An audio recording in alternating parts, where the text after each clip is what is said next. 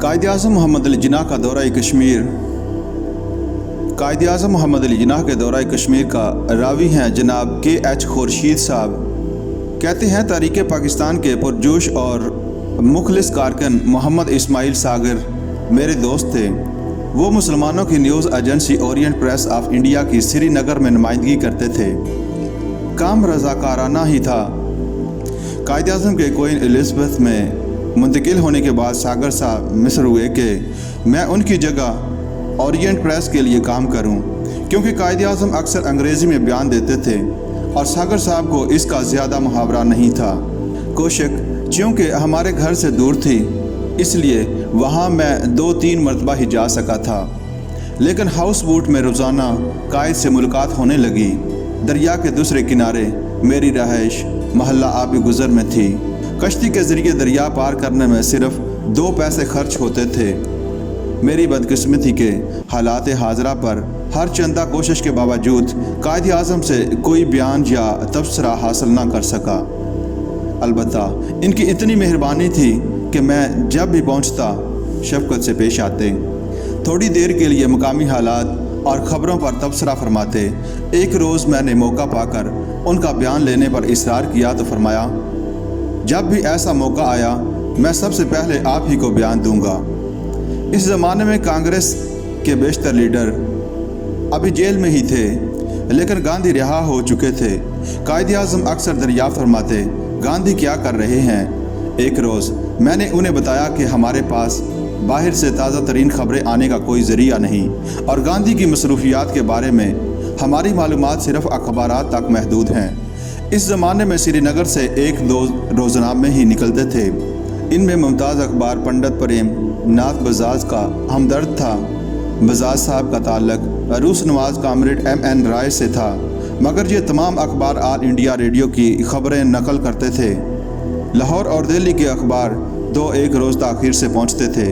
इनमें लहर ट्रिब्यून, मलाब, ज़मींदार, इनकलाब और एहसान शामिल थे।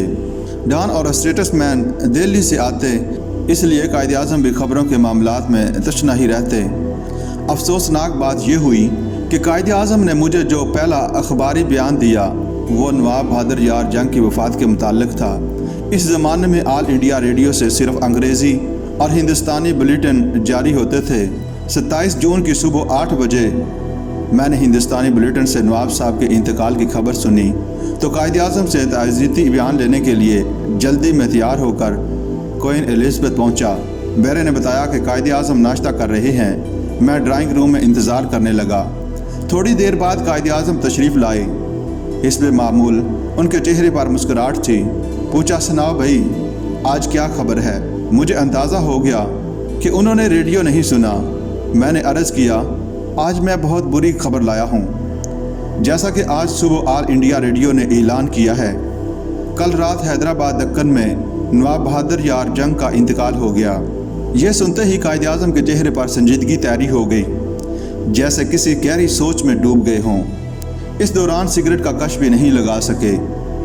20-25 सेकंड बाद उन्होंने सकूत तोड़ा, लेकिन बात बड़ी गैर मुतवक्का की। वो बोले, मुझे इसका यकीन नहीं। मैं खामोश रहा।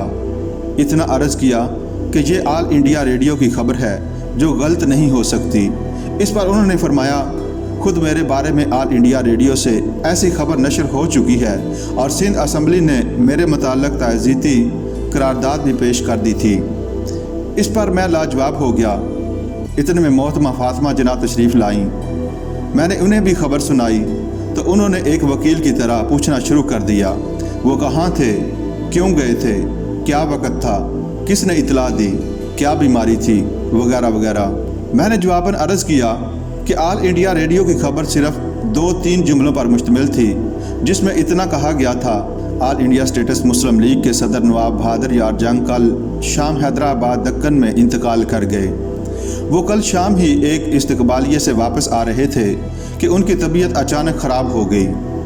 ऑल इंडिया रेडियो ने इसके अलावा और कोई तफसील ना दी थी, इसलिए मैं मोहतरमा को मज़ीद कुछ बताने से कासर था। नतीजा ये हुआ कि कायद-ए-आज़म ने ख़बर की तस्दीक न होने तक ताज़ियती बयान देने से इनकार कर दिया।